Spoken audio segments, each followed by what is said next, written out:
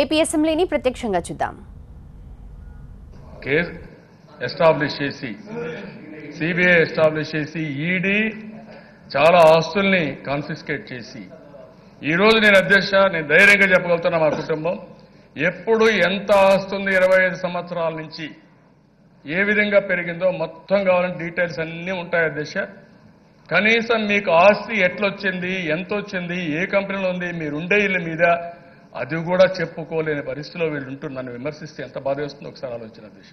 నా పరిస్థితి ఎట్లుందంటే ఒక్కొక్కసారి ఒక ఊర్లో ఒక పెద్ద మనిషి ఉంటాడు అధ్యక్ష, ఊర్లో ఒకరు తప్పులు చేసేవాడు ఉంటారు అధ్యక్ష. వీడు పోయి హత్యలు చేయడమో ఏదో ఒకటి చేయడం తప్పు చేసి జైలుకు పోతారు అధ్యక్ష. జైలుకు పోయి వచ్చిన తర్వాత ధైర్యం పెరిగిపోతుంది అధ్యక్ష, ఇష్ట ప్రకారం తిరుగుతాడు. ఒకసారి జైలు పోయినాక ఇంకొకసారి పోవడానికి అలవాట్లే బాధలే కదా. నాకు అది కాదు కదా. నా జీవితంలో కింద ఎవరైనా నువ్వు తప్పు చేశావని అనిపించుకోకూడదని అనునిత్యం క్రమశిక్షణతో నేనుంటున్నా. ఆ ఊర్లో పోయినప్పుడు వదిలేసి ఇష్ట ప్రకారం మాట్లాడితే ఆ పెద్ద మనిషి ఎంత బాధపడతాడో ఆ బాధ నాకుంది ఈరోజు. That is what I'm feeling. Suffocation.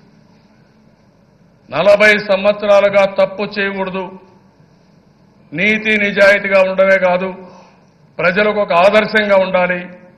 నేను చనిపోయిన తర్వాత కూడా చంద్రబాబు నాయుడు అంటే ఫలానా వ్యక్తి చాలా బ్రహ్మాండంగా చేశాడు, శాశ్వతంగా గుర్తుండాలని నేను పనిచేస్తున్నాను. నిన్న హైదరాబాద్కి వెళ్ళాను అధ్యక్ష, institute of management technology. Institute of management టెక్నాలజీకి వెళ్తే నేను అది చూసిన తర్వాత ఔటర్ రింగ్ రోడ్ మీద వెళ్ళా, ఎయిర్పోర్ట్లో దిగా, ఔటర్ రింగ్ రోడ్ మీద దిగా. అది చూసిన తర్వాత దట్ ఈజ్ మై క్రియేషన్, నా కోసరం కాదు. ఐఎంటీలో ఉంటే ఎవ్రీ 10 minutes 15 minutes ఒక ఫ్లైట్ వస్తున్నాయి. అది చూసినప్పుడు ఆ రోజు మనం వేసిన విత్తనం, ఆ రోజు మనం నాటిన మొక్క ఈరోజు బ్రహ్మాండంగా ఫలితాలు వస్తున్నాయని చెప్పి ఆనందపడ్డాను, సంతోషపడ్డాను. ఎవరి కోసం చేశాను అధ్యక్ష? ప్రజల కోసం చేశాను. That is my vision. ఈరోజు హైదరాబాద్లో ఏ మూలకు పోయినా నా ఫుట్ ప్రింట్స్ కనపడుస్తాయి.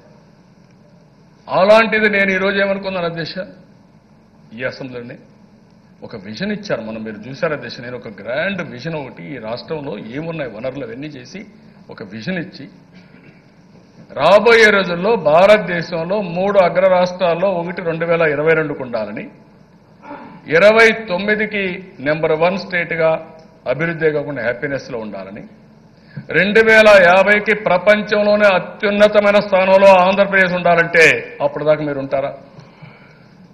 నేను అక్కడ ఫౌండేషన్ వేసాను అధ్యక్ష, నేను లేను అక్కడ. కానీ నేను చేసిన అభివృద్ధి ప్రజలు అనుభవిస్తున్నారు. అది సంతోషం. ఒక విజ్ఞత కలిగిన నాయకుడు ఆలోచించే విధానం. అందుకనే అధ్యక్ష మనం గుప్తుల నాటి స్వర్ణ యుగాన్ని గురించి మాట్లాడుకుంటాం.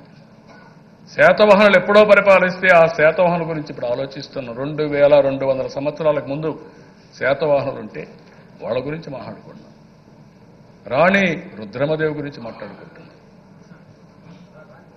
ఇలాంటి చరిత్రలు మనం చూసినప్పుడు అశోకుడి గురించి మాట్లాడుతున్నాం. అశోకుడి గురించి ఎందుకు మాట్లాడుతున్నాం అధ్యక్ష? చెట్లు పెట్టాడు, చెరువులు దువ్వాడు. ఇప్పటికి కూడా మన అశోకుడి నాటి చెరువు గురించి మాట్లాడుతున్నాం. ఆయన అరోత్వమైన చెరువులే ఇప్పుడు ఉన్నాయి అని కూడా శ్రీకృష్ణ దేవరాయల గురించి మాట్లాడుతున్నాం. మనం కూడా అనంతపురంలో శ్రీకృష్ణ దేవరాయల గురించి బ్రహ్మాండంగా చేశారు. ఎందుకు అధ్యక్ష? ఒక వ్యక్తి తనకు వచ్చిన అవకాశాన్ని సద్వినియోగం చేసుకుని ఆ వ్యక్తి చేసే పనుల వల్ల ప్రజలు ఆనందపడినప్పుడు, ఆ ఫలితాలు అనుభవించినప్పుడు, భావితరాలు శాశ్వతంగా గుర్తుపెట్టుకున్నప్పుడు ఉండే ఆనందం, దానికోసమే నేను పనిచేస్తున్న దశ. లేకపోతే ఇన్ని గంటలు నేను పనిచేయాల్సిన అవసరం లేదు, ఇన్ని మాటలు తిట్టినా నేను పడాల్సిన అవసరం లేదు. కానీ ఓపికగా అడుక్కుంటూ కాదు ఈ మారికి చేయమని చెప్పినా ఏమాత్రం లెక్క పెట్టుకోకుండా వితండవాదంతో ముందుకు వస్తుంటే బాధేస్తున్న దిశ. నేను ఈరోజు రాష్ట్ర ప్రజానీకానికి నేను చెప్పాల్సిన అవసరం ఉంది. నేను ఏ తప్పు చెయ్యను, ఏ తప్పు ఎవరు చేసినా నేను వదిలిపెట్టను. అదే సమయంలో నేను అనుకున్న లక్ష్యాన్ని చేరడం కోసం ఈ రాష్ట్రాన్ని ఒక అగ్ర రాష్ట్రంగా తయారు చేయడానికి అనునిత్యం పనిచేస్తాను. సహకరించిన వాళ్ళు సహకారం తీసుకుంటారు. ఎవరైనా సహకరించకపోతే చేయగలిగింది ఏం లేదు. అట్లనే అడ్డుపడితే మాత్రం నేను ముందుకు పోవడం తప్ప వేరే మార్గం లేదు అధ్యక్ష. ఈరోజు మీరు చూశారు అధ్యక్ష.